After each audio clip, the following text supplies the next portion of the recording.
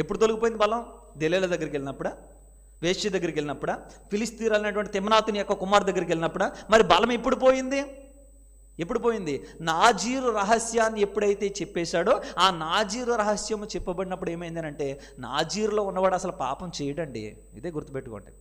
యేసన్న గారు రాస్తాడు, నాజీరు వ్రతము జీవితమంతా అనుభవించినాడే, నాకై నిలువెల్ల సిలువలో నలిగి కరిగినాడే.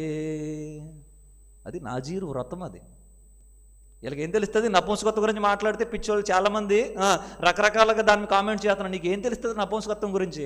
పరలోక రాజ్యం యొక్క నపుంసకులు వీళ్ళందరూ కూడా తమ్మును తాము దేవుని కొరకు నపుంసకత్వమునకు అప్పగించుకున్నటువంటి పరలోక రాజ్యపు యొక్క నపుంసకులు, దానియేలు, వీళ్ళందరూ కూడా ఏమనుకుంటున్నావు?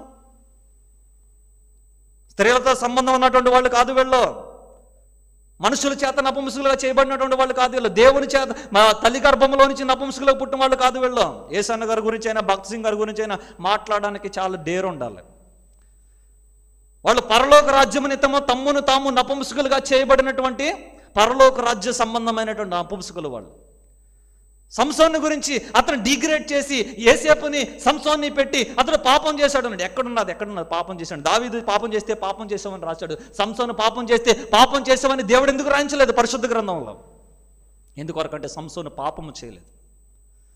ఏ స్త్రీతోని కూడా నాజీరు ఉన్నవాడు, ప్రత్యేకంగా ఉన్నవాడు ఏ పాపంలోని కూడా పాలు పంపులు పొందడు.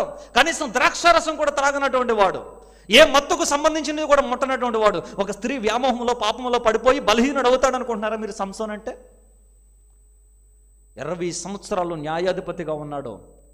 ఒకే ఒక్క విషయంలో విసిగిపోయి, అప్పుడు విసిగిస్తే ఫిలిస్తీ స్త్రీ విసిగిస్తే పొడుపు కథ భావాన్ని ఎలా చెప్పేశాడు, దెలీలా దగ్గర కూడా విసిగిస్తే రహస్యాన్ని చెప్పేశాడు. అంతే, ఏం చేయదులే, ఈ రహస్యం ప్రేమిస్తున్నాను కదా, ఎవరికి చెప్పదనుకున్నాడు.